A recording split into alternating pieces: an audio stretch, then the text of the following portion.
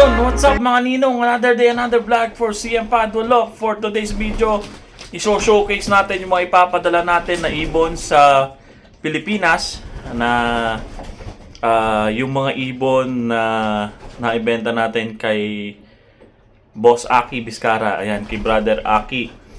At apat yun, ipapadala natin papuntang California, then California papuntang Philippines. Alright? At saka ipapakita natin kung sino yung mga nangitlog na rito sa loft natin, okay? Stay tuned mga ninong.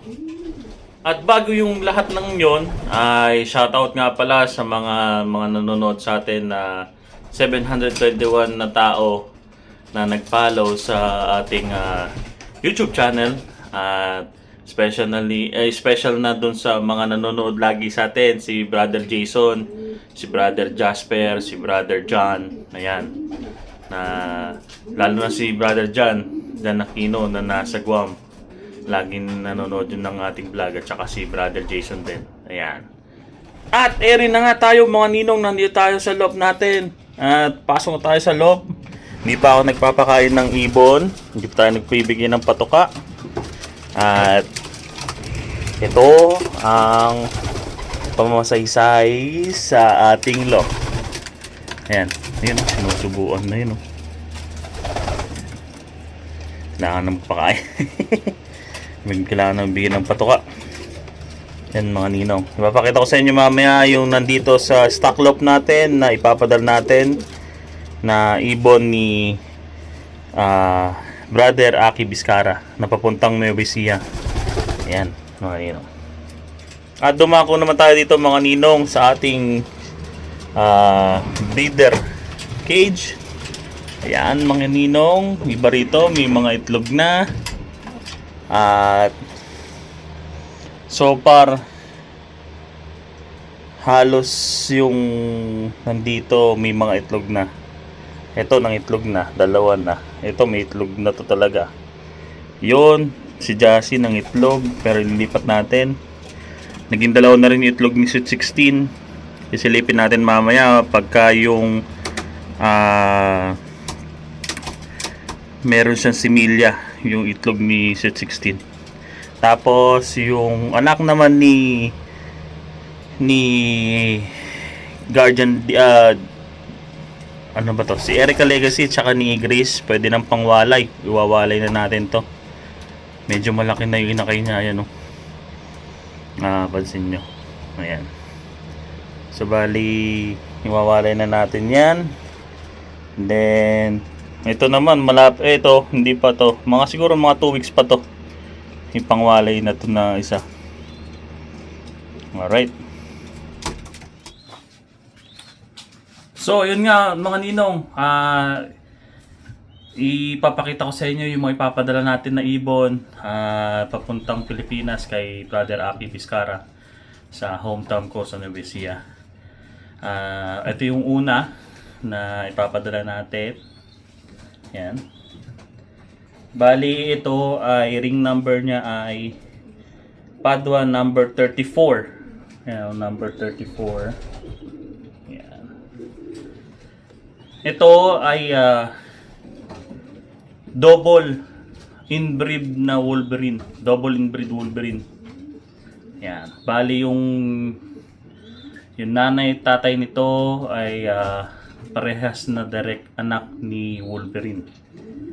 Yan. Ito si number 34 ni Brother Aki Vizcara. Ayan.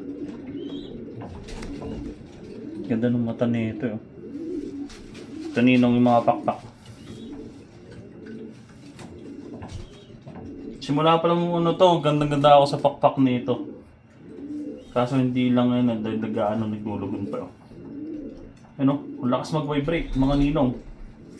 Parehas na both side na pakpak na nagbabibrate. Naglulugon pa.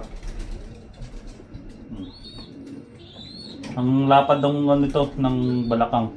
Kung mapapansin nyo. Diretso.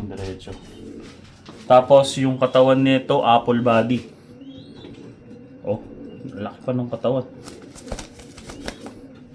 Ayaw din pahawak yun. Hindi kasi isa nitong mga ninong nagpapahawak din dito sa stock lot natin. Ayan, ito si number 34. Ito naman mga ninong, itong ibon na to ay apo ni Wolverine naman. Anak siya ni Hanabi. Ay, anak siya ni OG14. Ayan. Ayaw magpahawak din. Ito, the best yung apple body nito. Para sa akin, 10 out of 10 yung apple body nito. 10 out of 10 yung katawan. Pero yung yung pack nagninisnis mga ninong. Number 936. Si Padua 936. Yan. Bali, ito yung itsura ng ibon na to. Blue bar white flight. Ayan. Ang ganda ng mata nito. Ano? Mapapansin nyo, ayaw magpahawak mga ninong. Ito yung medium hen siya mga ninong. Pakpak. Nagninisnis. Pero patubo na rin iba niya. Magpapalit na kasi nagpakpak eh. Ano ninong?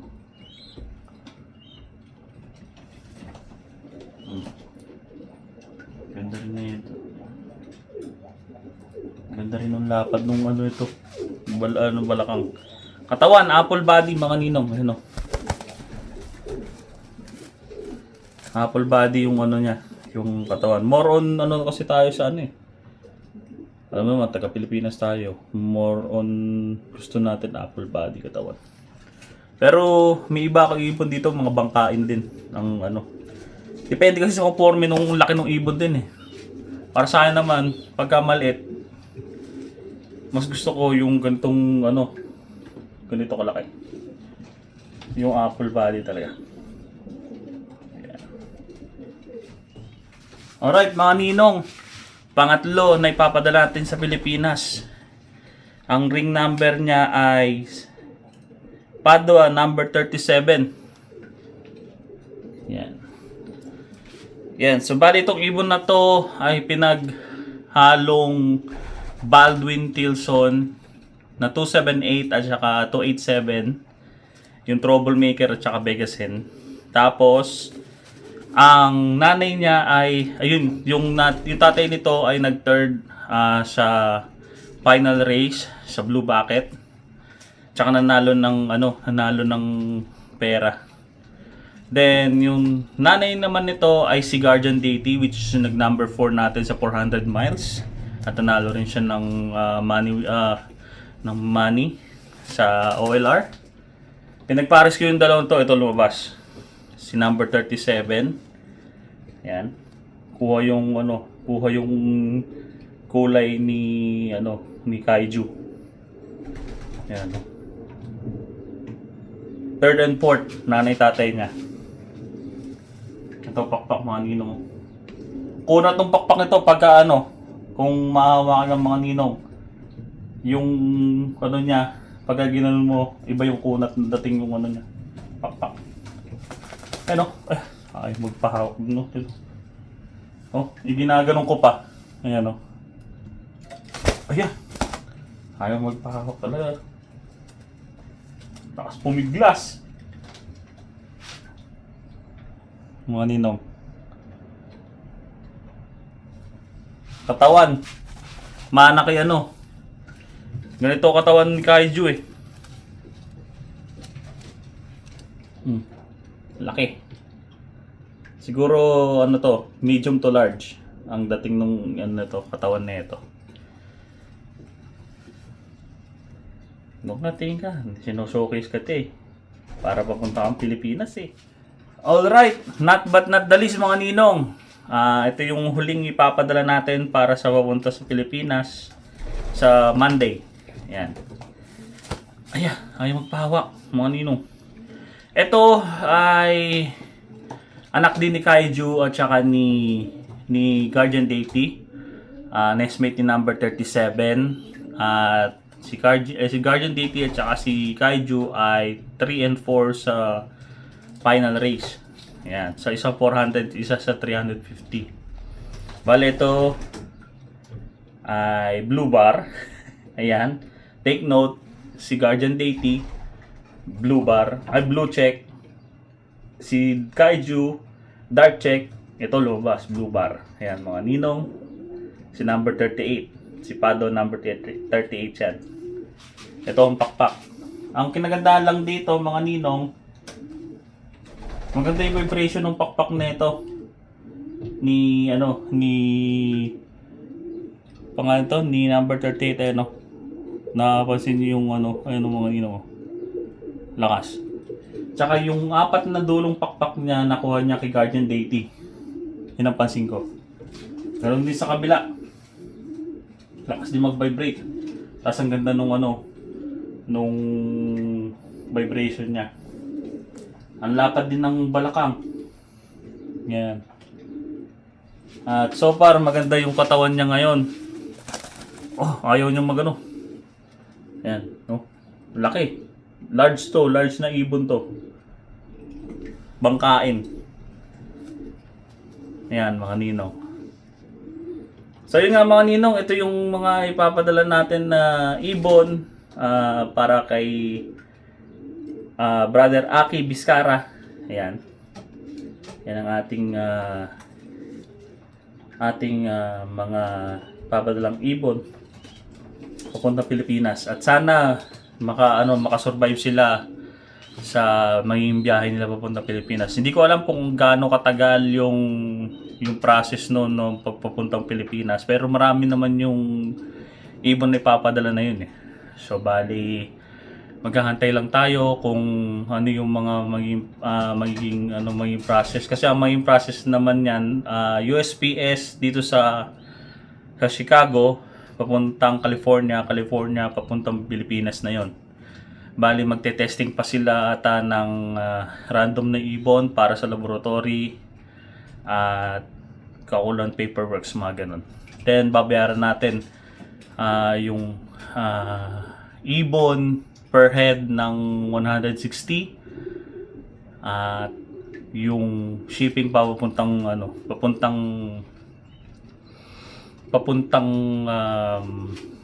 California.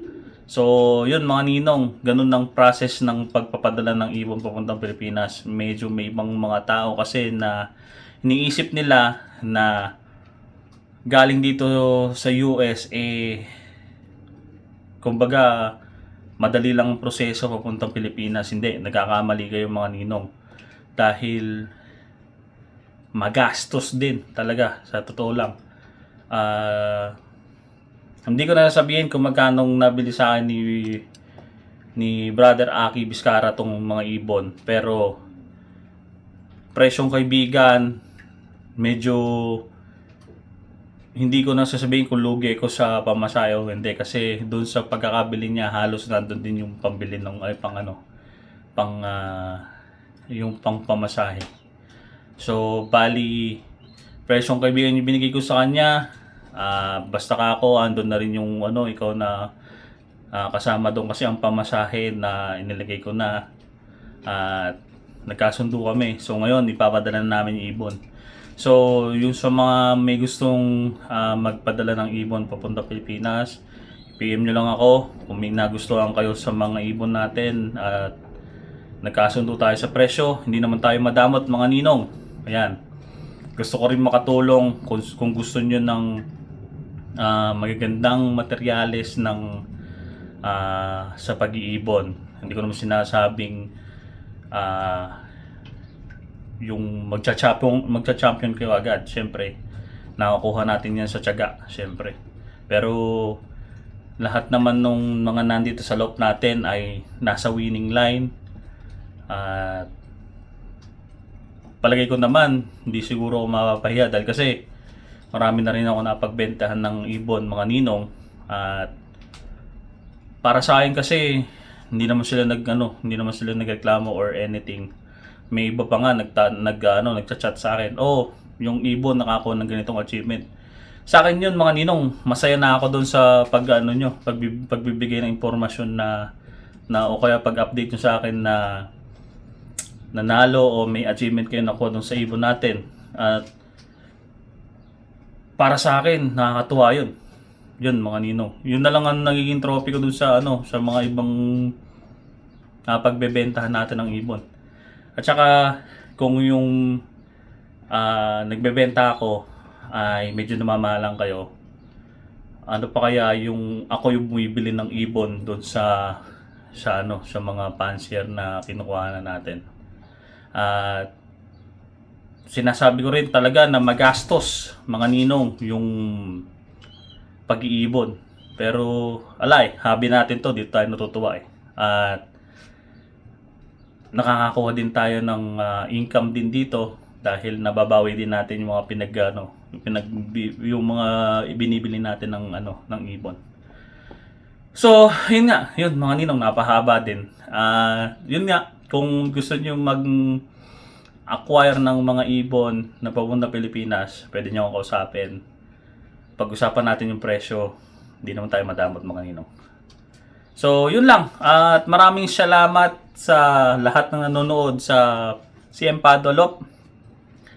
At sana yung mga hindi pa mga nakapollow sa atin, mag-follow na kayo or mag-subscribe kayo para dumami tayo mga ninong sa community na to. At big shoutout pa rin, sabi ko nga sa inyo, sa mga walang sawang mga nanonood na avid na nanonood ng video natin. At ito si CM Pado na nagsasabing masarap mag-ibon. Peace mga ninong!